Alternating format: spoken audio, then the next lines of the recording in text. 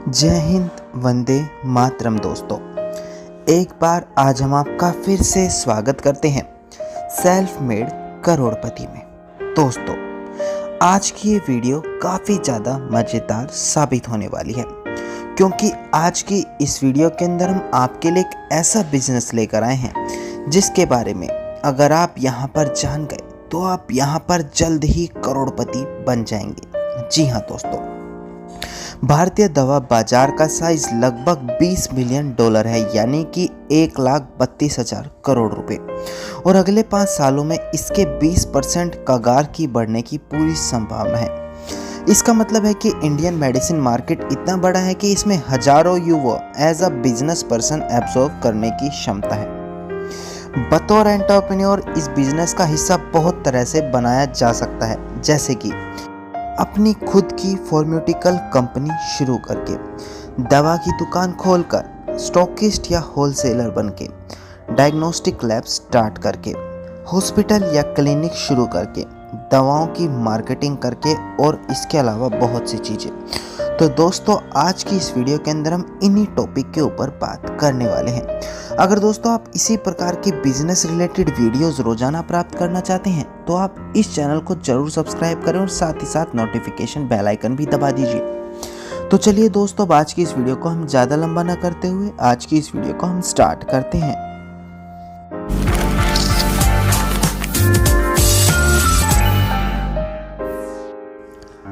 अब दोस्तों, वीडियो की स्टार्टिंग में हम सबसे पहले आपको बताते हैं कि क्या होता है आखिरकार मेडिसिन मार्केटिंग का मतलब। दोस्तों, जब आप किसी डॉक्टर के पास इलाज के लिए जाते हैं तो कई बार टाई लगाए कुछ मेडिकल रिप्रेजेंटेटिव भी डॉक्टर के इंतजार में बैठे दिखते हैं। मेडिकल रिप्रेजेंटेटिव किसी फार्मा कंपनी जैसे कि रैनबैक्सी, सिप्ला एक्सेट्रा के एम्प्लॉय होते हैं और डॉक्टर से मिलकर अपनी कंपनी की दवाओं के बारे में बताते हैं और केमिस्ट शॉप्स पर इन्हें उपलब्ध कराते हैं। डॉक्टर के समझ आने पर उनकी दवाओं को पेशेंट को प्रिस्क्राइब करते हैं। अंततः मरीज दवा की दुकान पर इनकी डिमांड करता है और इस तरह ये दवाई बिकती हैं। तो दोस्तों, बेसिकली मेडिकल मार्केटिंग के काम में आपको अपनी चुनी हुई दवाओं को मार्केट में प्रमोट करना होता है ताकि इनकी अधिक से अधिक बिक्री हो सके, और प्रमोट करने का काम प्राइमरी डॉक्टर से मिलकर और उन्हें उन दवाओं को प्रिस्क्राइब करने के लिए कन्विंस करके किया जाता है। अमूमन मेडिसिन मार्केटिंग का काम दवा कंपनियों के काम पर कर रहे एमआर करते हैं, पर आप बिना किसी कंपनी के एम्प्लॉय बने भी ये काम कर सकते हैं। दोस्तों, अब हम यहाँ पर आपको बताते हैं कि दवाओं की मार्केटिंग करने के कितने तरीके होते हैं। पहला तरीका, आप अपनी एक कंपनी रजिस्टर कराते हैं और उसके अंतर्गत दवाओं की मार्केटिंग करते हैं। इस तरीके से आप चाहें तो खुद मेडिसिन मैन्युफैक्चर कर सकते हैं या दवा बनाने वाली कंपनियों से दवा खरीद कर अपनी कंपनी के नाम पर मार्केटिंग कर सकते हैं। दूसरा तरीका, आप बिना किसी कंपनी बनाए किसी और कंपनी के प्रोडक्ट को मार्केटिंग करते हैं। दूसरा तरीका थोड़ा स्ट्रेट फॉरवर्ड है, और अगर आपको फार्मास्यूटिकल इंडस्ट्री में ज़्यादा अनुभव नहीं है तो शुरुआत करने का यह सही तरीका है। दोस्तों, अब दोस्तों यहाँ पर हम आपको बताते हैं कि बिना किसी कंपनी के रजिस्टर किए दवा की मार्केटिंग बिजनेस शुरू करने के क्या क्या स्टेप हैं। सबसे पहला, आप अपने शहर में दवा बाजार को समझें। दवा की मार्केटिंग का काम इतना आसान नहीं है। अगर आपके पास फार्मा इंडस्ट्री का अनुभव नहीं है और आप ये काम शुरू करते हैं तो सफलता की संभावनाएं बहुत कम है। इसलिए बेहतर होगा कि आप इस काम में अपना समय और पैसा इन्वेस्ट करने से पहले इस काम को ओवरऑल दवा मार्केटिंग में समझें।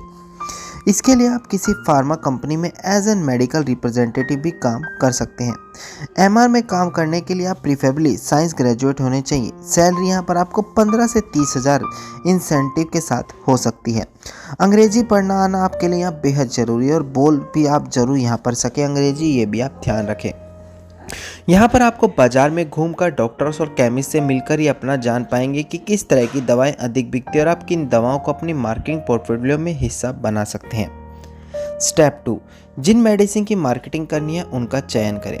शुरुआत में आप 4-5 दवाओं का चुनाव कर लीजिए और बस उन्हीं की मार्केटिंग कीजिए। अगर आप एक साथ बहुत सारी दवाओं की मार्केटिंग करने लग जाएंगे तो मैनेज करना मुश्किल होगा, इसलिए छोटे स्तर से ही शुरुआत करें। इसी स्टेप में आप ये भी डिसाइड करें कि आप इन दवाओं को किस मैन्युफैक्चर या किस मैन्युफैक्चर से मांगेंगे। पैसे की व्यवस्था करना, इस काम को शुरू करने के लिए आपके कई सारे एक्सपेंस बियर आपको करने पड़ेंगे। मैन्युफैक्चरिंग कंपनी से थोक में दवा मांगना, डॉक्टर्स आपकी दवा लिखे, इसी के लिए आपको उन्हें एंटरटेन यानी कि एक बड़ा खर्च भी यहाँ पर करना पड़ सकता है। फ्री सैंपल्स प्रोवाइड कराना, बांटने के लिए डायरी, लिफलेट, गिफ्ट आदि लेना। ट्रैवल कॉस्ट, सैलरी अगर आप एम्प्लॉय रखते हैं तो। ऑफिस एक्सपेंस, अगर आप ऑफिस खोलते हैं, अधिकतर लोग घर में ही ये काम शुरू करते हैं। एक रफ एस्टिमेट लगाएं तो इन सभी कामों में आपका खर्चा लगभग 30 से 4 लाख रुपए हो सकता है दोस्तों। इसके बाद आता है तीसरा स्टेप यानी कि टीम बनाएं। यदि आप अपने साथ कुछ अनुभवी व्यक्ति को एज एन पार्टनर और एम्प्लॉय जोड़ सकते हैं तो अच्छा रहेगा। हालांकि अधिकतर लोग यहाँ पर शुरुआत अकेले ही करते हैं और काम बढ़ जाने पर एमआर को रिक्रूट कर लेते हैं। अगर आप अकेले ही काम करना पसंद करेंगे तो आप इस स्टेप को यहाँ पर इग्नोर कर दें। स्टेप 4, दवा का ऑर्डर प्लेस करें। यह थोड़ा समझना होगा कि कोई भी आदमी बिजनेस करने के लिए किसी कंपनी से ऐसे ही दवा नहीं मांग सकता। इस काम के लिए स्टॉक लिस्ट या होलसेलर बनना पड़ता है और चूंकि आप ये काम एज एन इंडिविजुअल कर रहे हैं, इसलिए आप जिस मैन्युफैक्चरर की दवा मांगना चाह रहे हैं उसके लिए स्टॉक लिस्ट या होलसेलर से कांटेक्ट आपको यहाँ पर करना होगा दोस्तों। अब यहाँ पर आता है स्टेप 5 यानी कि अब इन दवाओं की मार्केटिंग आपको शुरू करनी है। दवा मिलने के बाद आपको मार्केटिंग का काम यानी डॉक्टर से मिलकर अपनी दवा लोगों को प्रिस्क्राइब करने का काम करना है। इसके लिए आपको कुछ मार्केटिंग टूल्स यूज़ करने हैं, जैसे कि अपनी दवाओं से संबंधित एक फोल्डर तैयार कर लें, दवा से लेफलेट्स रख लें, फ्री सैंपल्स रख लें, रिमाइंडर कार्ड रख लें आदि। अब रिमाइंडर कार्ड क्या होता है दोस्तों?